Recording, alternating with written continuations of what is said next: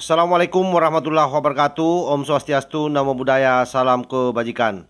Sahabat-sahabat Tolang Sembilang yang saya hormati dimanapun juga berada, ada video yang begitu viral.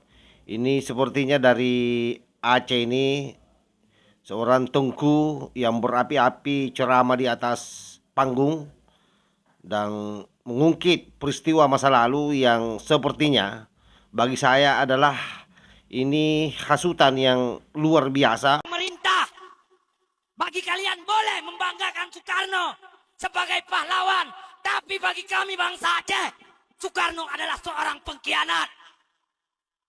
Yang dimana di Jakba Abu Daud berihmak, dijanjikan Aceh untuk diberikan otonomi khusus, syariat Islam, kafah di bumi Aceh. Tapi manakala Aceh dijuk ke Indonesia mah, ternyata Soekarno berkhianat. Syariat Islam dihapuskan. Maka cocokkah kita mengatakan dia seorang pejuang?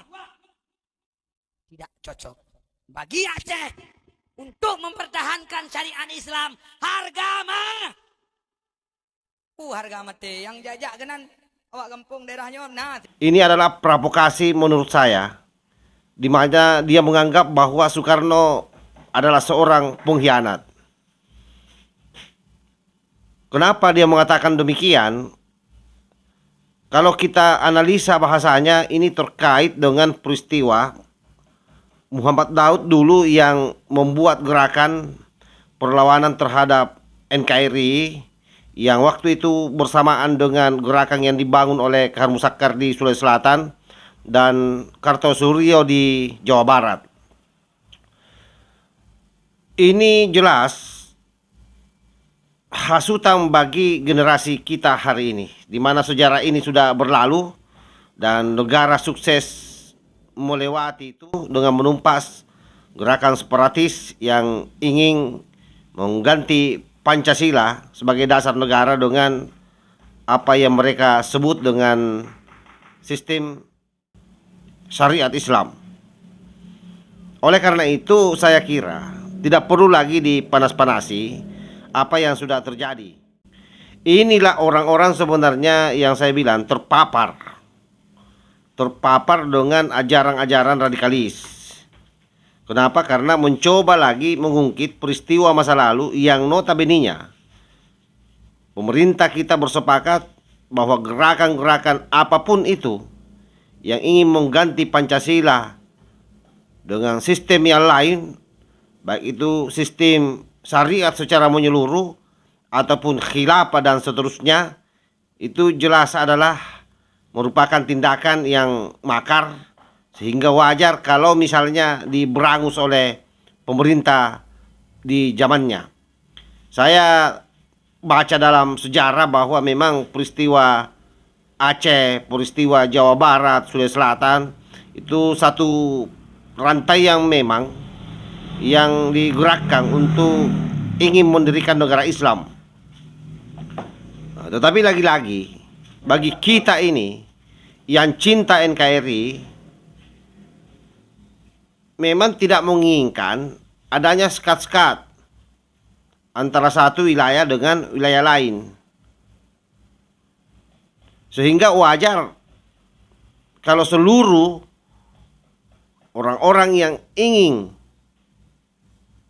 mendirikan negara di luar negara Pancasila, maka pasti akan diberangus.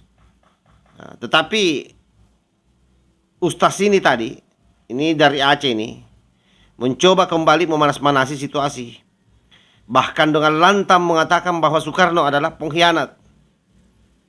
Padahal saya kira secara sadar seluruh moyang kita dulu sudah bersepakat menyerahkan seluruh wilayahnya bergabung menjadi satu Indonesia, yang tentu bagi para pandai-pandai kita berpikir bahwa untuk menyatukan bangsa ini maka mesti ada satu landasan dasar negara yang bisa membuat semua perbedaan kemudian bisa saling menerima satu sama lain.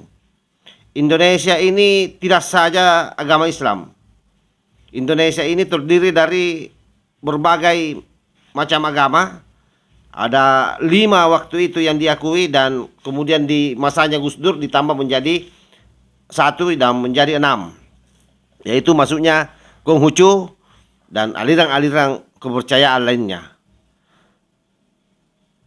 Karena itu saya berani mengatakan bahwa Ustaz tadi ini, Tengku Zakaria ya namanya, ini adalah orang yang salah memahami sejarah. Jadi sejarah yang dia baca adalah sejarah pemberontakan yang dilakukan oleh orang-orang yang ingin mengganti Pancasila dengan dasar negara lain. Dengan dasar negara yang lain. Itu yang dia baca pasti. Lagi-lagi ini doktrin. Lagi-lagi ini ideologi yang tidak bisa dibiarkan tumbuh berkembang di Indonesia ini. Saya ini orang Sulawesi Selatan, bos. Di kampung saya dulu ini adalah tempat bergeraknya yang namanya DITI yang dipimpin oleh Kahar Muzakkar,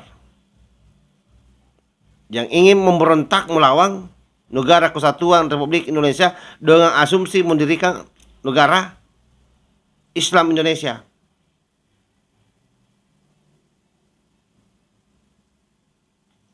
Tetapi bagi kami orang Sulsel,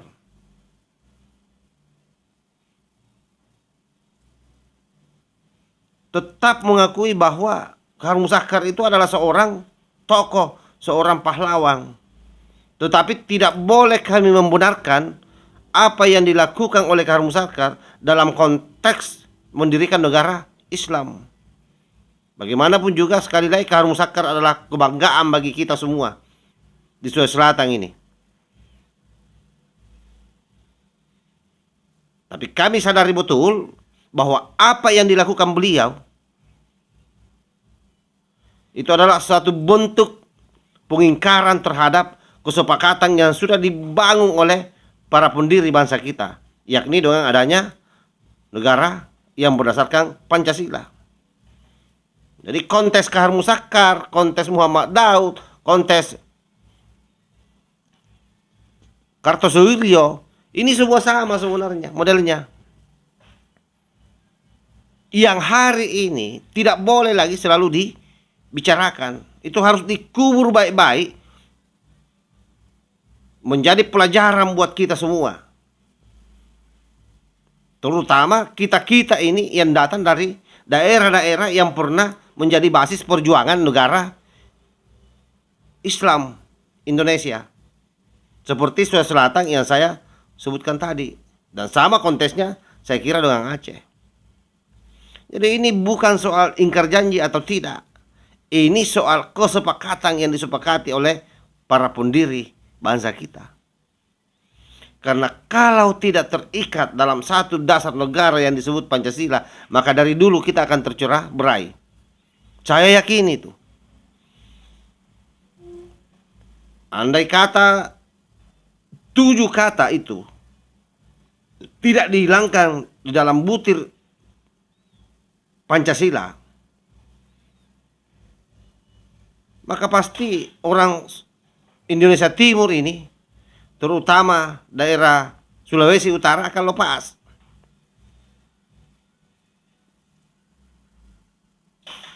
NTT akan lepas.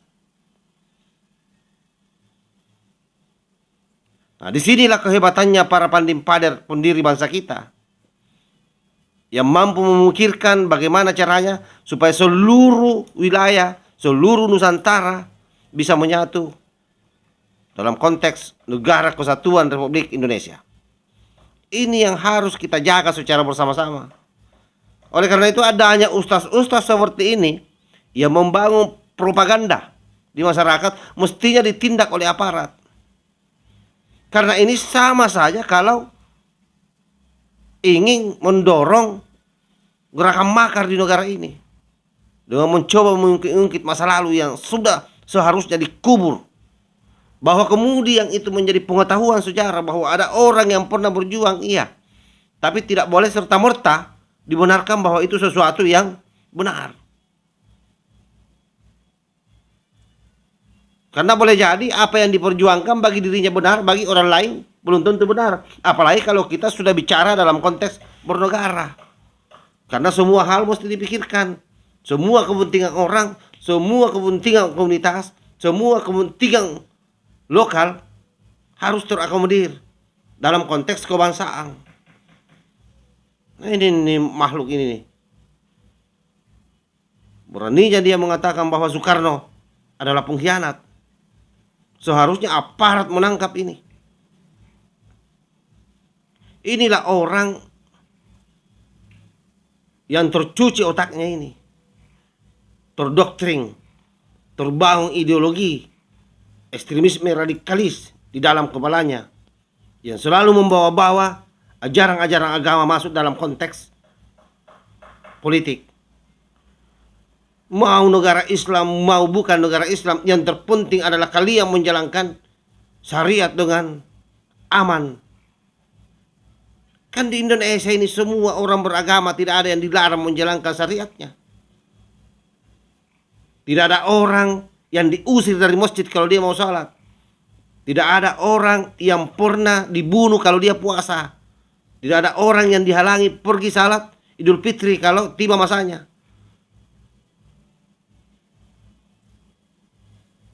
Anda ini terlalu simbolik. Dan lagi-lagi mereka semua ini seharusnya tidak tinggal di negara kesatuan Republik Indonesia. Kurang apa negara memperlakukan Aceh dibandingkan misalnya kami di Sulawesi Selatan, di Sulsel ya. Kalau kami juga mau berpikir ekstrim seperti itu, kami punya juga kerajaan besar di sini. Ada kerajaan Goa, ada kerajaan Bone, ada kerajaan Lu, ditambah kerajaan-kerajaan kecil. Kalau kami mau berpikiran sempit, ingin mendorong juga apa yang menjadi keinginan masa lalu yang menurut saya itu tidak benar, karena kemudian mencerai-beraikan kita semua. Kami juga punya pahlawan nasional yang berjuang memerdekakan Indonesia, yang namanya Sultan Hasanuddin, yang dikenal sebagai ayam jantan dari timur. Kami punya Syekh Yusuf yang bahkan pernah membantu Banten dengan Karaeng Kalesong. Tapi untuk apa semua itu digembor-gemborkan? Bahwa itu menjadi kebanggaan kami, rakyat Sulawesi Selatan, dan menjadi inspirasi bagi kami untuk tidak menjadi masyarakat yang lemah, masyarakat yang gampang ditindas oleh orang. Iya. Dan kami bangga dengan pahlawan-pahlawan kami, termasuk perjuangan Kahar Musakar pada saat merebut dan mempertahankan kemerdekaan Republik Indonesia. Kami hormat dan sangat taklim. Tetapi ketika dia berpikir mau mendirikan negara Islam, kami tidak sepakat di situ.